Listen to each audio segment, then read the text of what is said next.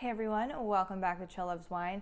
Today we are doing another celebrity wine review. Can you guess whose? I don't know. I tried to dress up like a housewife because we are doing Lisa Vanderpump's wine line. We have her rosé and her Chardonnay, so I'm really excited to dive into these, but I tried to dress like Lisa might with my structured shirt. I don't know. I tried to dress like a housewife, but I don't know what housewives dress like because I'm poor and not a housewife, so I don't know. Apparently a lot of them are poor too, but that's for another day. So let us dive into Lisa Vanderpump's wines.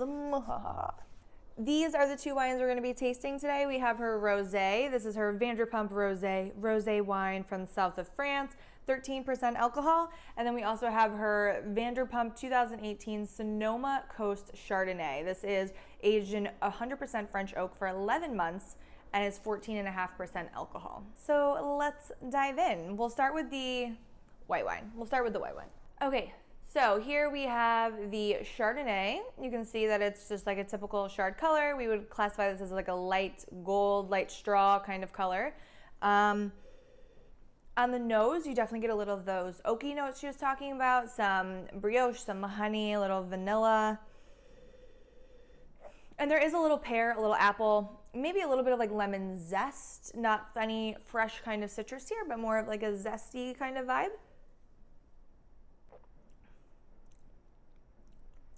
So I don't really like this at all. And I really do like oak Chardonnays. This has a very kind of like, there's almost like a spice. The alcohol is also really hot. I feel it in the back of my throat. And I'm not someone who's particularly sensitive to alcohol, but this is 14.5% and I feel it in the back of my throat. So we would classify this wine as hot. So the alcohol is not well integrated. The flavors are kind of all over the place on the palate. Like I said, I get that. The alcohol is really taking over everything. I get a little bit of this like white pepper note, which I'm not really vibing with in this. The 11 months in French oak, I don't think comes through really nicely on the palate. I think that it's very, Does that make sense? It's Okay, so this gets a 4. I'm being generous. I think this gets a 4. This is not good. It's not my palate. I don't like this at all. Sorry, Lisa. That Chardonnay is also $27. Save your money. Save your money. You don't need it.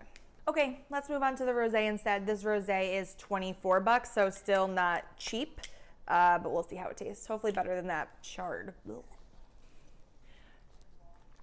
Okay, here we go. We have the rosé. Again, very traditional kind of coloring here. It's like this pale salmon vibe. If you've watched any of my other wine reviews, you might know that this, I swear every celebrity makes a Provence-style rosé. Post Malone did, John Legend did, Sarah Jessica Parker did. Everyone's making rosés from Provence. They all have a similar coloring. This one smells kind of savory on the nose, which I think is really interesting. You do get a lot of like peach, strawberry, raspberry though.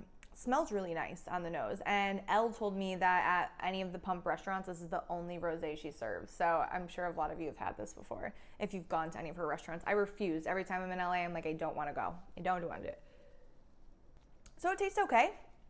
The acidity is pretty low in this wine, which I'm surprised, right? Like maybe a medium minus. When we're talking acidity, you do get those peach notes, the strawberry, a little like raspberry hanging in there, but it has a little bit more texture to it. You can feel it, but I think it's okay. Like I would give this a 6 out of 10.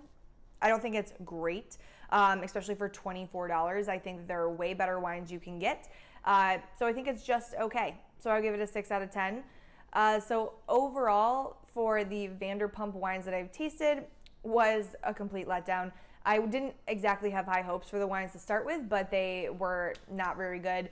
I would not spend your money on these unless you're in a position where you're forced to drink them, then you can enjoy them. I would make sure they're super, super chilled so that you can kind of keep some of those flavors in line there.